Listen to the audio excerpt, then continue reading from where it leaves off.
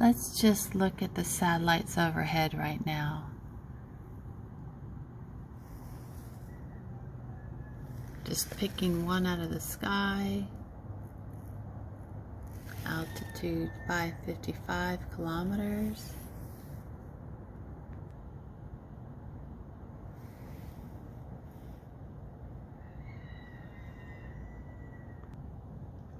So 11:54. It was launched Eastern Range, Florida, US, and it is owned by the United States.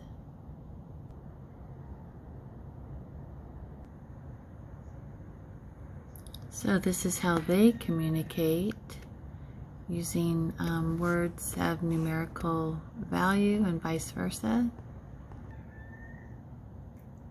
That's nice.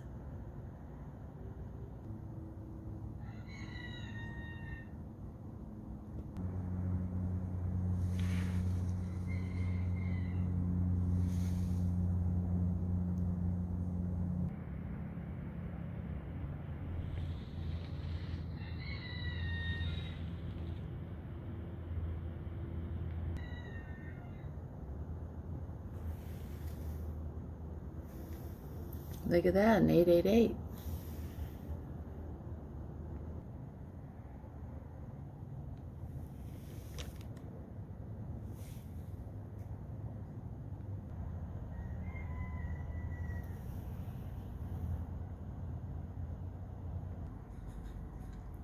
I mean, these satellites are not benign. They're not just up there hanging out, not causing harm to us. So in this article, childrenshealthdefense.org, what you should know about 5G satellites, how must sci-fi dreams are becoming our living nightmares. I just wanted to run over some really quick things.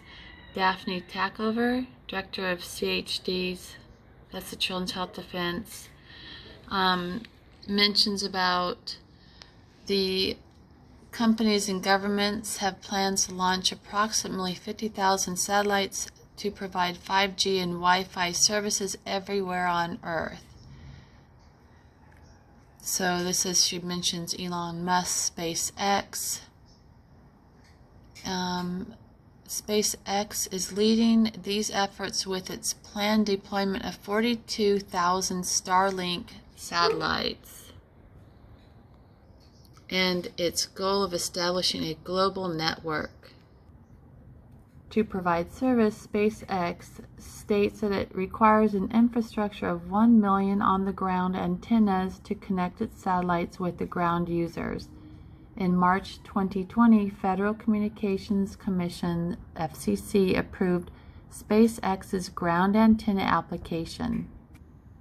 So on 7/31, so July 31st, SpaceX modified its original filing and asked the FCC to increase this number to 5 million. Oh my God, how many do we need? Geez, really? Almost 400 satellites have been launched to date. So here we are in real time. She goes on to write, this year SpaceX plans to accelerate its satellite launches to an average of 120 per month. That's 60 every 2 weeks. SpaceX is approaching the threshold number at which it says it can begin supplying 5G coverage from space. This year, SpaceX plans to accelerate its satellite launches on average of 120 per month, 60 every 2 weeks. In July, the FCC approved 6 ground satellites to communicate with the satellites. FCC approved 6 ground stations to communicate with the satellites in California, Minnesota, Idaho, Alabama, Georgia, and Montana. These low-orbit satellites not only already contaminate our night skies and interfere with astronomy, but also promise to flood Earth with powerful, focused electromagnetic beams that emit radio frequency, that's RF, and microwave radiation proven to adversely affect the health of humans, animals, and plants. The satellites also may have an impact on Earth's natural electromagnetic field essential to all life on our planet, yet no national or international agency has taken action to evaluate, reduce, prevent, or publicize the environmental impact of satellites' emissions. Meanwhile, significant effects are already occurring. Do any of you guys have any neurological feelings, like you're either itchy or like a neuropathy in your hands or feet? Any of that going on? Any sweating all the time? This says the FCC has never assessed the impact of radiation emissions from 50,000 satellites or any other existing potential adverse environmental effects. I don't know if any of you have seen this document before. It's Owning the Weather in 2025 by using weather modification. This is by the Air Force.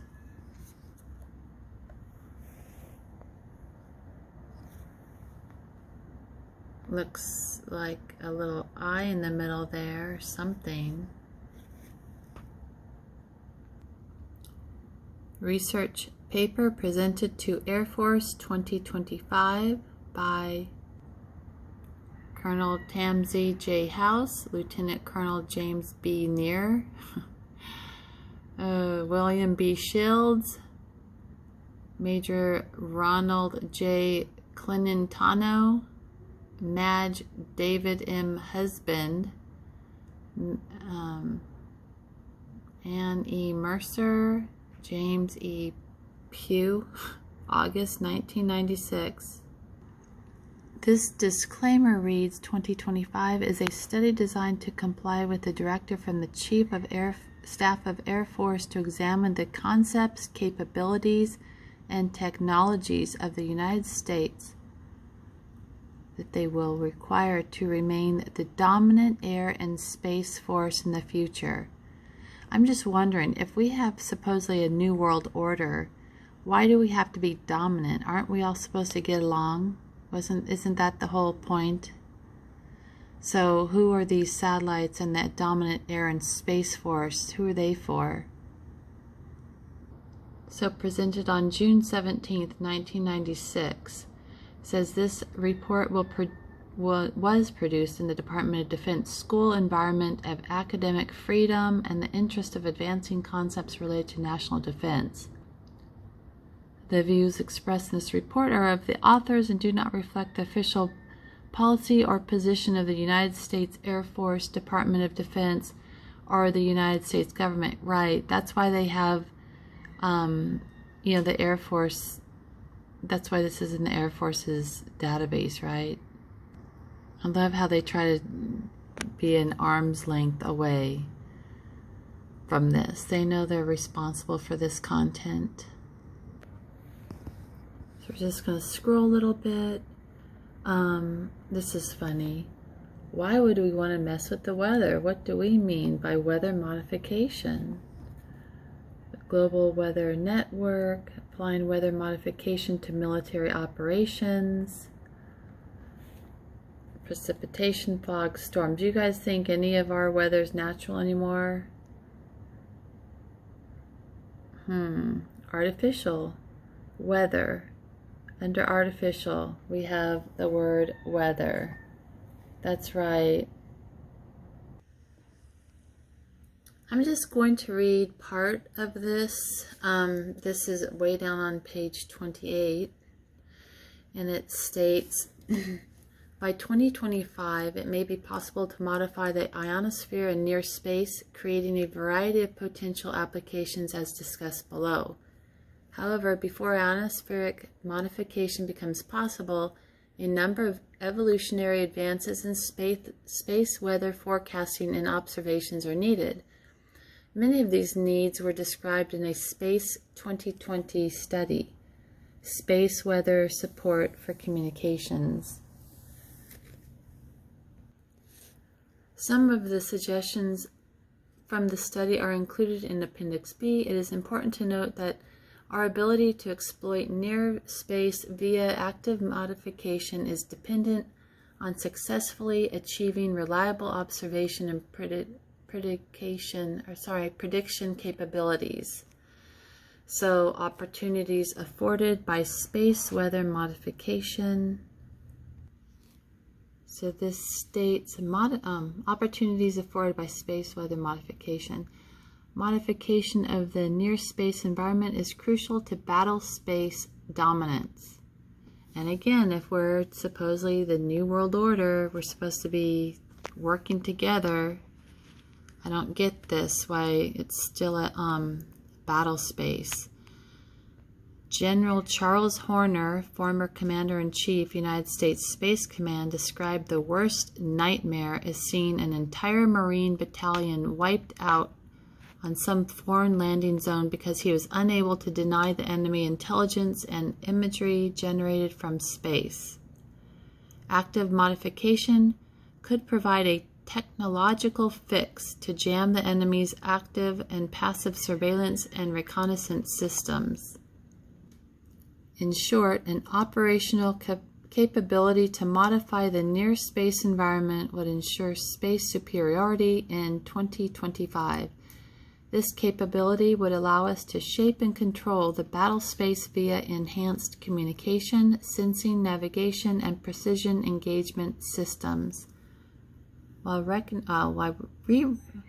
we recognize that technological advances may negate the importance of certain electromagnetic frequencies for U.S. aerospace forces in 2025, such as radio frequency, that's the RF that we're being pummeled by, high frequency, that's HF, and very high frequency, VHF bands, the capabilities described below are nevertheless relevant.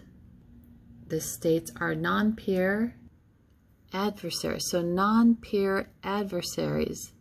Would that be us?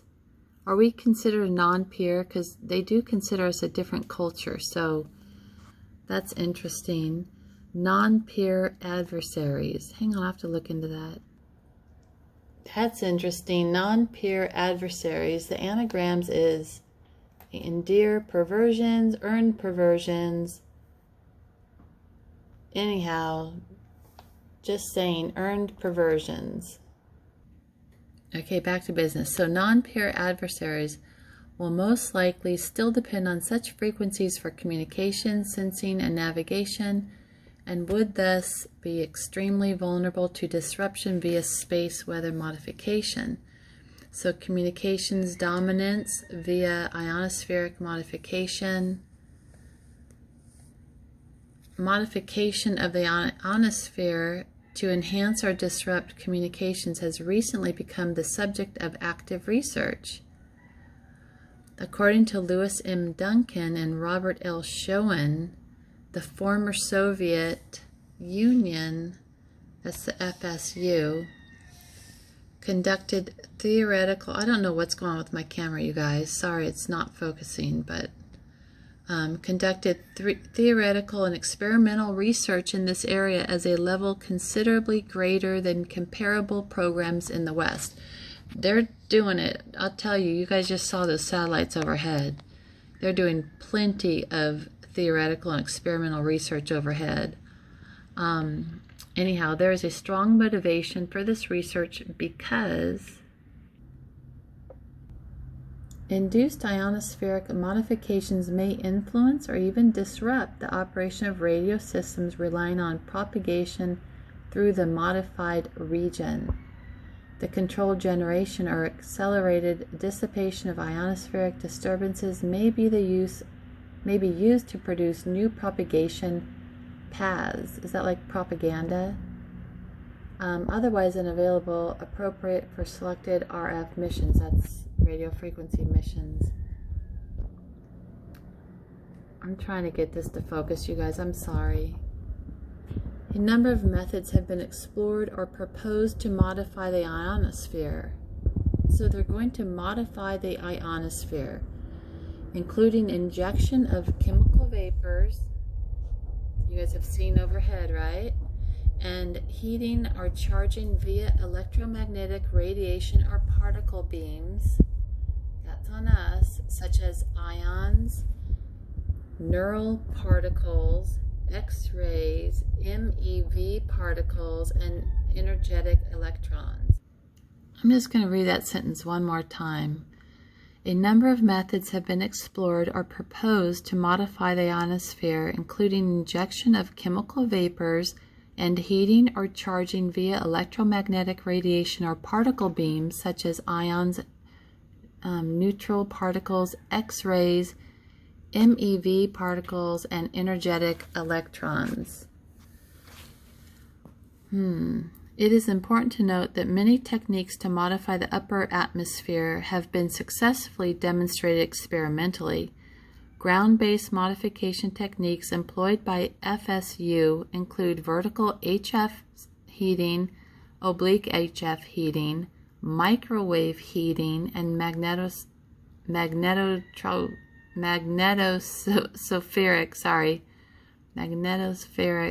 modification.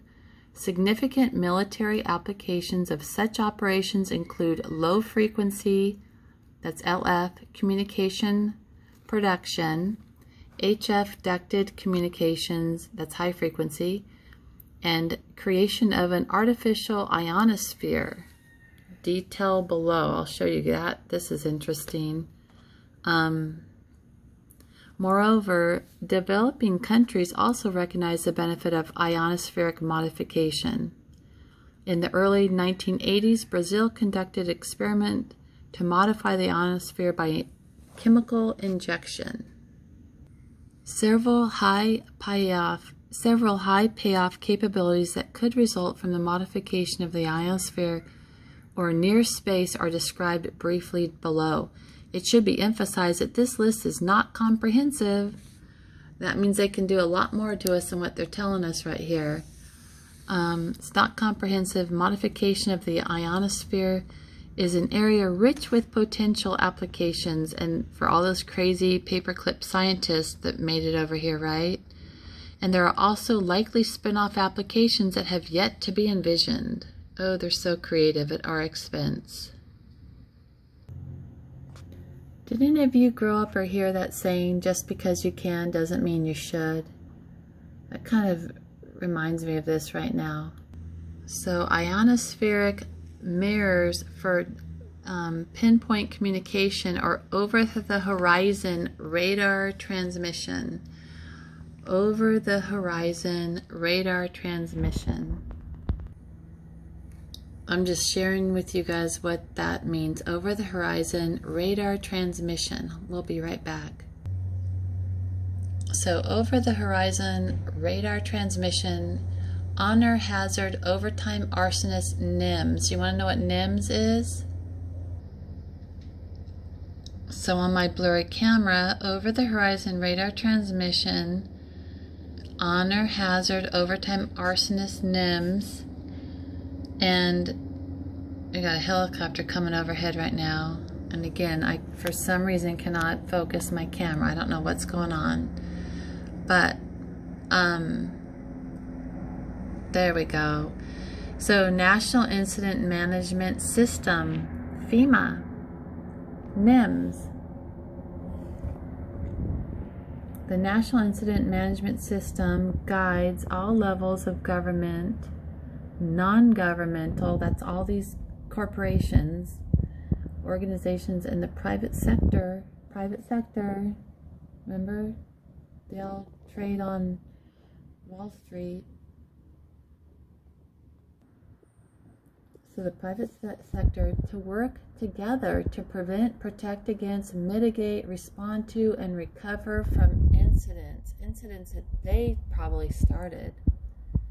NIMS provides stakeholders across the whole community with the shared vocabulary, systems, and processes to successfully deliver capabilities described in the National Preparedness System. NIMS defines operational systems that guide how personnel work together during incidents. Okay, so anyhow, so back to the document. the properties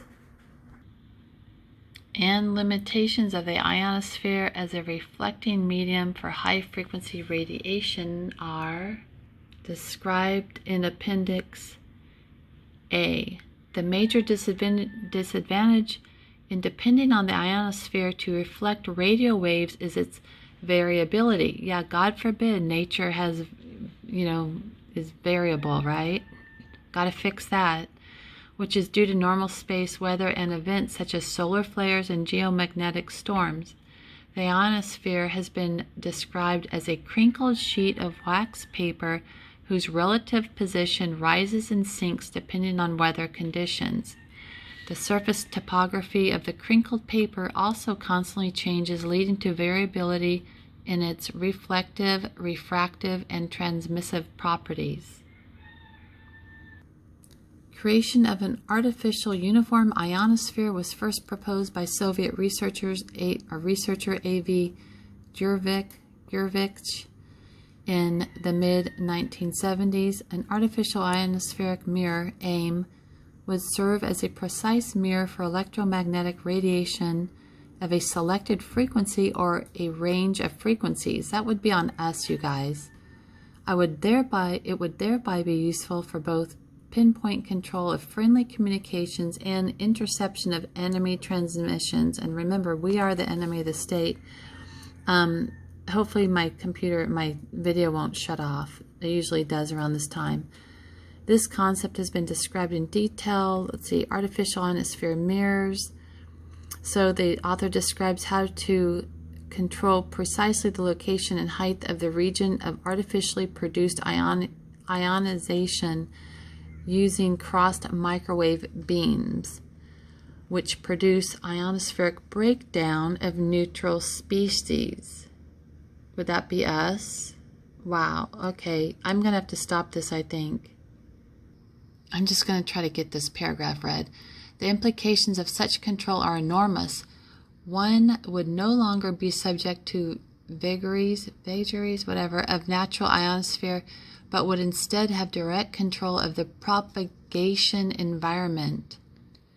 Ideally, the aim would be rapidly created and then would be maintained only for a brief operational period, right? A schematic depicting of cross-beam approach for generation of an AIM is shown in Figure 4.1.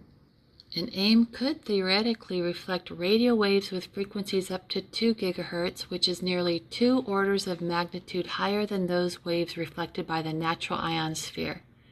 The MW radiator power requirements for such a system are roughly an order of magnitude greater than 1992 state-of-the-art systems. However, by 2025, such a power capability is expected to be easily achievable. So here's a little picture of what they're talking about. Normal ionospheric reflecting layers, and guess what? What a surprise. Source, Microsoft Clip Art Gallery, with courtesy from Microsoft. Thanks, Microsoft. Normal ionospheric reflecting layers. So there's a layer, intense M wave, that's microwave beams, and look down, the arrow hits down. Guess who's down here? Guess who's down here? Yeah, we're down here. Hey, guess what? Microsoft. So, cross-beam approach to generating of artificial ionospheric mirror.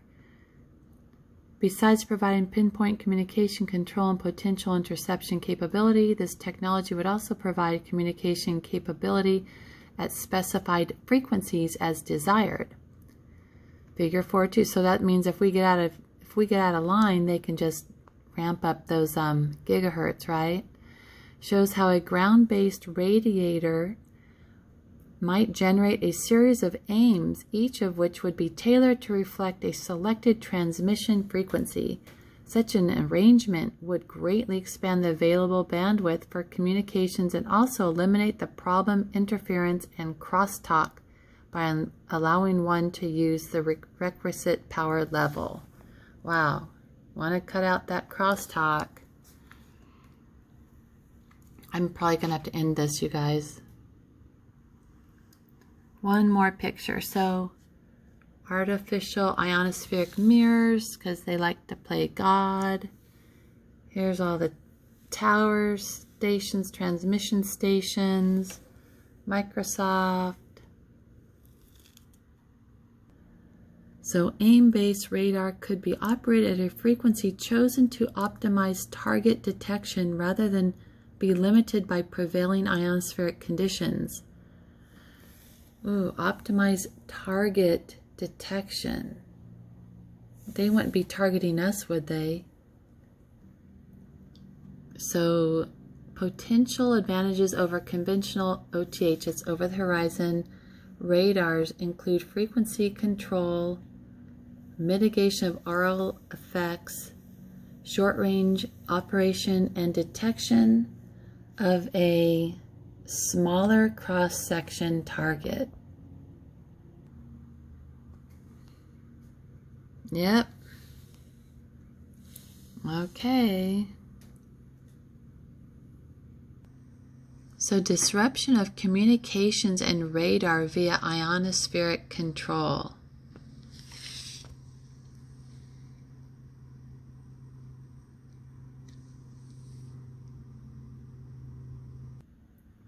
The payoff, I'm cutting down here. So the payoff of research aimed at understanding how to control these variations could be high, as both HF communication enhancement and degradation are possible.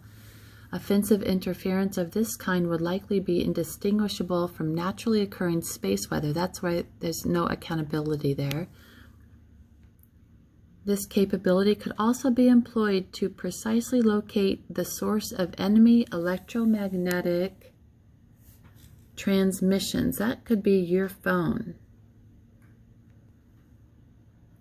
So the capability could also be employed to precisely locate the source of enemy electromagnetic transmissions. So tracking you guys, just to let you know. So I'm skipping to a Nexus news feed about the Starlink satellite constellations operate in the portion of the microwave frequency spectrum called KU band. It's 11 and 17 gigahertz. And I'll put these links in the description, but at Gold Rush, SpaceX may be the dominant player, but it is far from the only U.S. company with plans to slather every inch of the world. Starlink can be install RK. Install is another alternative spelling for install. Install to set up for use or service. To put furniture, machine, or a piece of equipment into position. Make it ready to use. Install RK. So the RK, an RK operated by the U.S. Department of Veterans Affairs. This cemetery was designed to serve as a final interment for 95,000 veterans of the U.S. military. RK Electrical provided all electrical and low voltage systems installation across 384 acres, including various buildings and pump houses. How nice of them. So Earth's natural electromagnetic system, in addition to the 5G appeal, the international appeal to stop 5G on Earth and in space is a warning about the potential of the satellites to interfere with the global electric circuit. As of March 29, 2020, the appeal had garnered signatures from many people at sea. It warns that if tens of thousands of satellites make it to low Earth and very low Earth orbit, they will emit extremely powerful pulsating beams of artificial RF and microwave radiation into the Earth's ionosphere.